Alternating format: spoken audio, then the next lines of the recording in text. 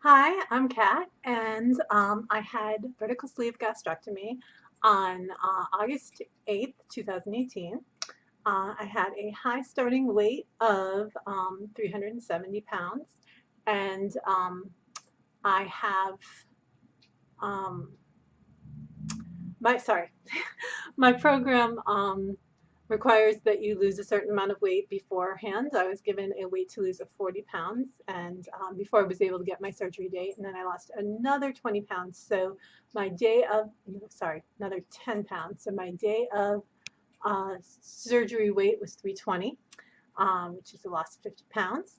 And as of today, my weight is 233.2 pounds, which is a week. I think I should have gotten this prepped beforehand. Sorry. It's a weekly loss of 1.6 pounds, which is perfectly acceptable. I'm fine with that. And a post-surgery weight of 86.8 pounds and a total pounds lost of 37, no, 136.8. So almost 137 pounds. So yes, I'm happy. Um, so uh, everything, I tried to keep up my progress. This past weekend, I went to see Endgame, and I was really super paranoid about needing to pee during a very long movie because I always need to pee. I'm just, I have a small bladder. I always need to pee, but I was really paranoid about it. I even looked up, spoiler-free when to pee parts, and I didn't even. But I also didn't get my water in for that day. I got 64 ounces in, but I didn't get my 96, which has been my goal. And then actually the next day, um, I don't think I hit it either. I just didn't, like I broke. It's harder for me to get my water in on the weekends than it is on the weekdays because on the weekdays at work I have specific things that I do and I sort of like my schedule is very set. So I can say, okay, I'm going to finish. I start drinking water at 7 o'clock, and by 9, I have one bottle finished. Then I have to wait an hour after eating, and then so by 1, I have another bottle finished, and then I have a bottle at the end. And I have been really having still to force that third bottle in to really get it in. I actually still have a quarter of a bottle left. This is my third bottle, but I'm a little behind. A lot of times I like to have it finished before I leave work, so that means by 4:30 I have all 3 bottles of water in. Anything else I have is bonus. And then, if I want a soda after dinner or something, or as a treat, a sugar-free soda, I can have that, and that's okay. Technically, it's not okay because carbonation is not on my program, but carbonation is really the only thing I do that is not part of my program. Well, an occasional snack, but mostly carbonation. So I know that I want to, like, if my stomach gets irritated, they always say, oh, carbonation can cause your pouch to get irritated. So if my stomach gets irritated and I start having problems with protein feeling comfortable in my stomach, which is the first sign that your pouch is getting irritated, if that starts to happen, then I cut out the carbonation and see if it fixes it. Also, probably would have to start Carafate again, which you would think Carafate, if you have had surgery, you probably know what Carafate is because it is a sort of chalky tablet that you have to mix in water in order to create a slurry, which is as fabulous as it sounds. And then you have to swallow that, and you have to take it like 3 or 4 times a day for the first 2 weeks, or at least that's what my program had you do. And it's to accelerate the healing in the stomach. So anytime that they give you extras, because anytime that you screw up and irritate your stomach, you start just taking that again. You like contact your doctor and start taking care of it again. Those are like the two things. Like automatically do it, um, because it'll help. Like it will not hurt. It'll only help. But I found that I had to. I don't like. I'm not a fan of Benefiber or anything I have to, um, you know, do in water that's supposed to be tasteless because I don't find it tasteless. This is a very chalky thing, so I would actually mix it in as little water as possible, which just and so I could down it quickly and then follow it with water. But it's just not fun. So the you'd think that I would stay away from anything that would irritate it, but I really like carbonation. So, and I also try, I open soda cans and then pour them into a glass. And I do that simply to help try to cut the carbonation because I like a little carbonation, but too much carbonation does give me gas.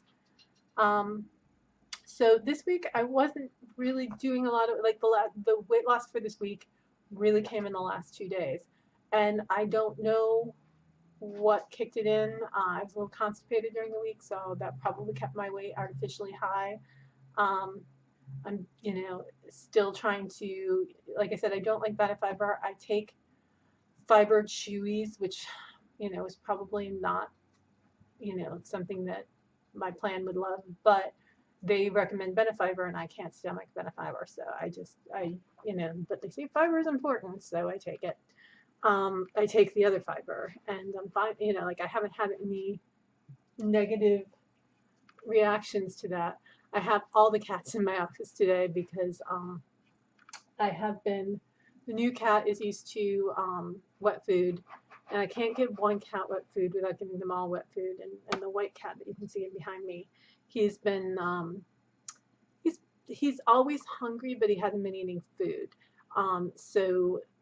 Like if he eats the wet food, I just want to get nutrition down in him now. So I figure I'm not going to give 2 cats wet food and screw the rest of the other 2 cats.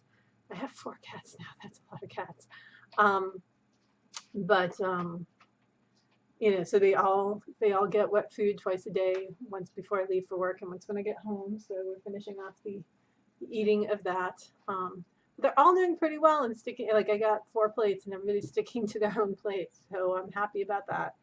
And the little kitten who I had just gotten last week, his name is Goose, and if I can grab him, I'll grab him. But he's been, oh, hello, he's coming over. Hi, hey, little love. Yeah. Oh, you're full of food, so you're a little bit cuddly. Hi, this is Goose. He likes to eat and he likes to play. And he is not fully on the cuddling section yet. And he's usually quite a purr, but he's not seeming to purr right now because I think he wants to be down. I will put you down. Say hi. Hi, Goose. All right, I'm going to put you in your container. Your container. The bed. He likes it. He'll sleep up there. He'll sleep on my office chair, but I think he's going to get down and play because he loves to play and he purrs like crazy when he's playing and when he's eating.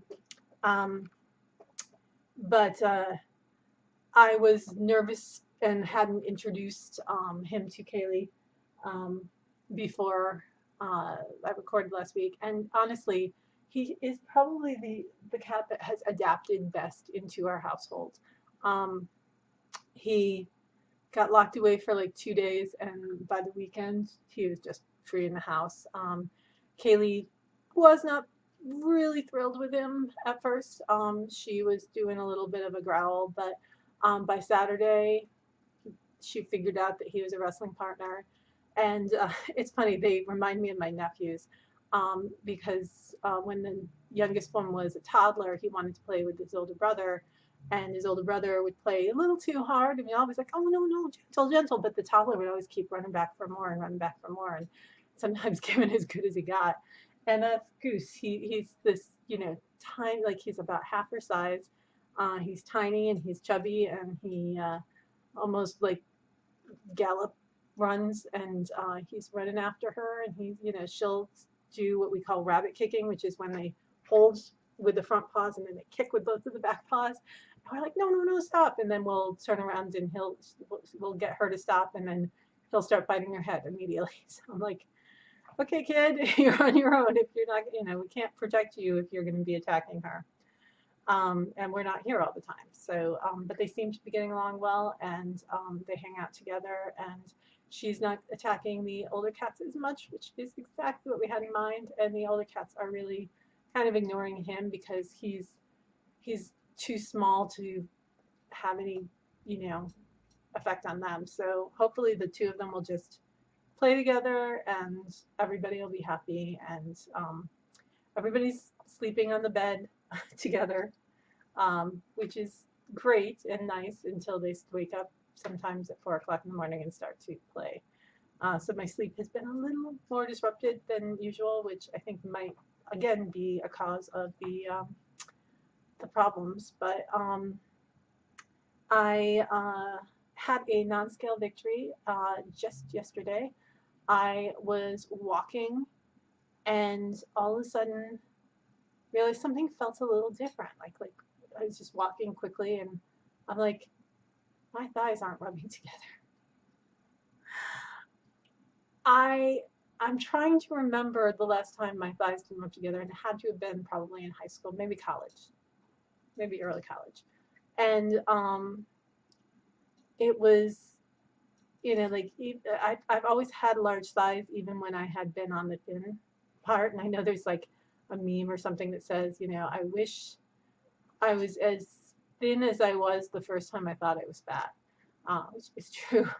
But the, I remember, God, I used to listen to and follow Suzanne Powder, and one of her things, like she talks about the first time she realized her thighs weren't rubbing together, and she stops and she looks, down at them, and she's like, oh my God.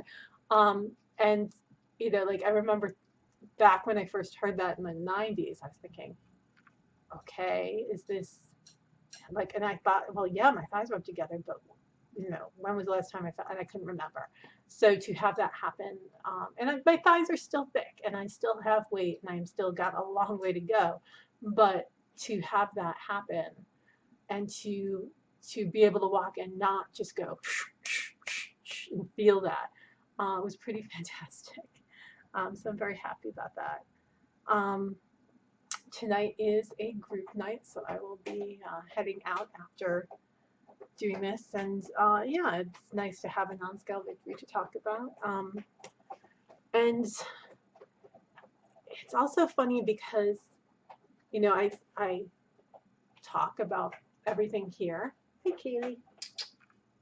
Hey, little girl.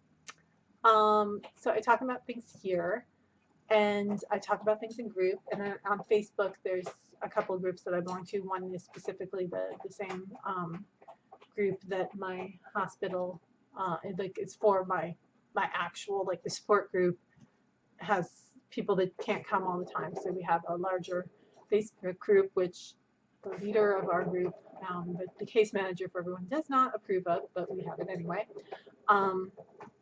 So I feel like I don't feel like there's ever a time when I can't talk about it, because I can do a video, I can, but that's sort of this is sort of a one-way street. I mean, you do leave me messages sometimes, and I thank you for it. But I also I have I realized that really nobody in my life, like my husband knows, and one friend knows, and that's it. Like physical people, except for the sport group, which are physical people, but like the majority of my friends didn't know, and a whole bunch of other things. So it's like I just am not sure what's going on. It's like it feels good to be in the support group and have people around me. And it's funny because I'm still not a fan of the woman who runs it. She's kind of abrasive. I can understand where she's coming from, and I think she is coming from a place of love, And now that I've gotten to the other side, she's much, much harder on the people who are still starting. Like before you have your surgery, she's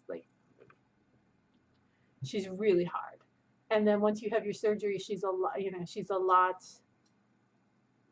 gentler. I mean, she's still rough, and she'll tell you exactly what she thinks and all of that, but it's not quite to the, she's almost dismissive of people before. And I think part of it may be the fact that she's had some, like, now I made an interesting statistic to ask. How many people start the program and drop out or don't go through with it? Because I think it's quite a lot of people, like either come to orientation in a few meetings and then drop out. Like, because for me, I was just, I mean, I did have some time where I'm like, oh, I'm losing weight on keto. Do I really need to have the surgery? And, like, I don't know, maybe I would continue to be losing the same amount of weight on keto, and I wouldn't have to worry about it. But I, decided to follow through, and I was really like, once I started down this path, I was pretty bound and determined I was going to get there, and I was going to get there as fast as possible. So, yeah. Next week, by the time I talk to you next week, I will be a year older. That is what I meant to say. My birthday is on Tuesday, and I have already planned, like my husband is like, what do you want for your cake? And I'm like sort of stealing this from, well, it was 80 keto, but now he's high fat, high fun on Instagram and on YouTube. But he's a keto guy and his wife has started keto as well. And she started keto several months after I started keto. But like, I started hardcore keto, and with my, like, I had been doing it for a while, and then my husband joined, but he joined on my birthday. So on my birthday is going to be my birthday and also our keto anniversary. And Aaron from High Fat, High Fun, he had said that I think it was for his birthday, or maybe it was for his wife's birthday. What they did is they did Good D's brownie mix, and I've had Good D's brownie mix before, and it was very good. I think they used Blondies, but I've got both the brownies and the Blondies, and I like brownies. So they took that, they made that as the base for the cake, and they broke up some Lily's chocolate bars with the caramelized and salted, I think is the one they had, which is my favorite.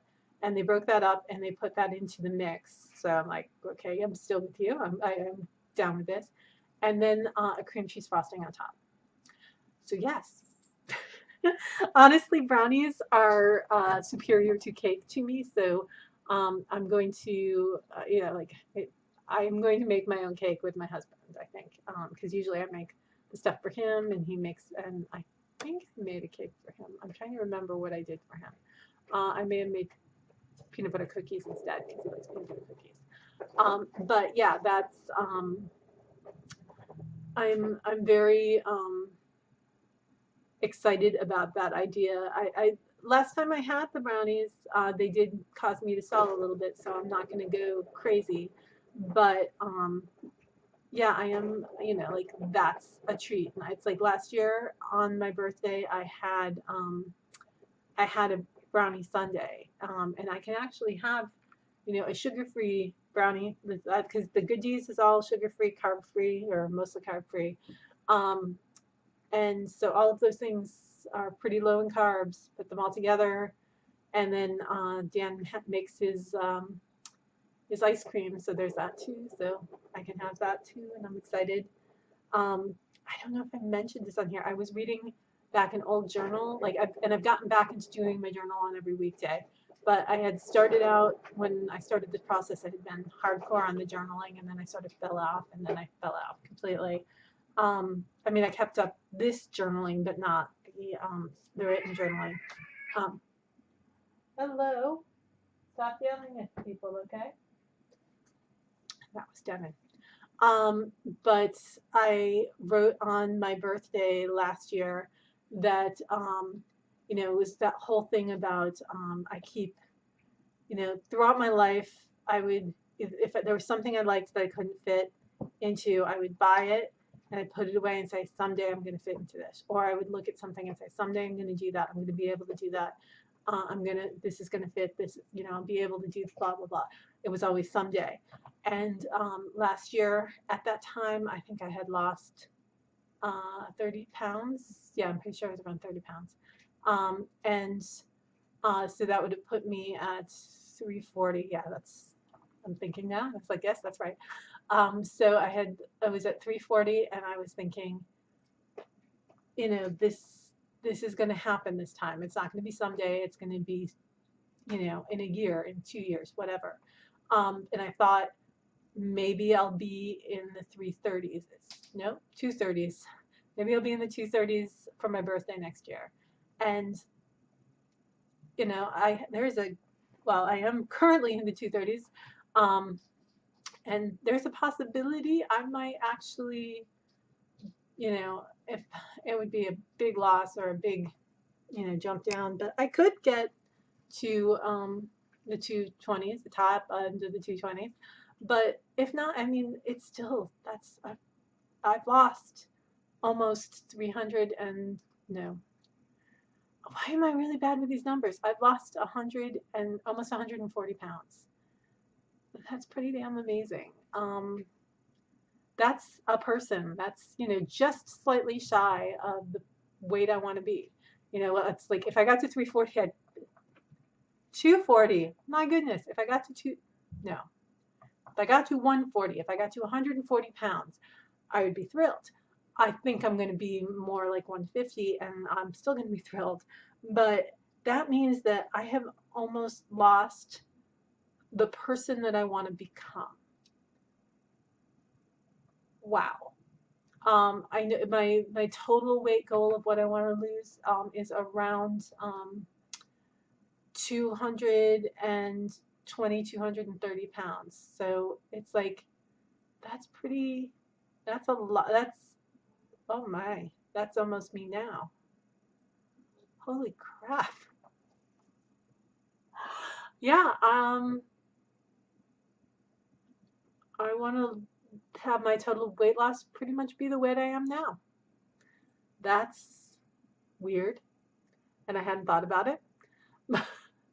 But anyway, I am feeling good. I am, be another year older next time I talk to you. But I hope you have a wonderful week, and I'll see you soon.